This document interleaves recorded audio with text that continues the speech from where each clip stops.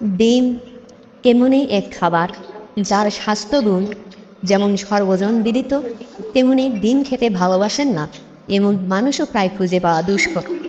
এমন পরিস্থিতিতে একদিনে কতগুলো ডিম খাওয়া যাবে এ প্রশ্ন অনেকের মনেই ঘুরপাক খায়।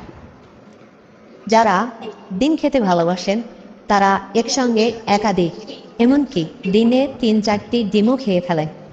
আবার অনেকেই মনে করেন এতে কি স্বাস্থ্যহানি বা অন্য কোনো প্রভাব পড়তে পারে। পুষ্টি বিশেষজ্ঞরা বলেছেন, যারা প্রতিদিন শরীরচর্চা বা কায়িক পরিশ্রম করেন না তাদের কখনোই দিনে 3টি ডিমের বেশি খাওয়া উচিত নয়। খুব বেশি গরমের দিনে একটির বেশি কখনোই খাওয়া উচিত নয়। US national librarian medicine national institute of health প্রকাশিত গবেষণায় দেখা গেছে, সকালের নাস্তায় ডিম খেলে দুপুরের আগ পর্যন্ত পেট ভরা থাকে।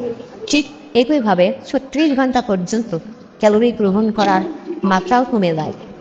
25 থেকে 60 বছর বয়সী এবং 30 বছর নারীর উপরে এই গবেষণা করা হয়েছিল।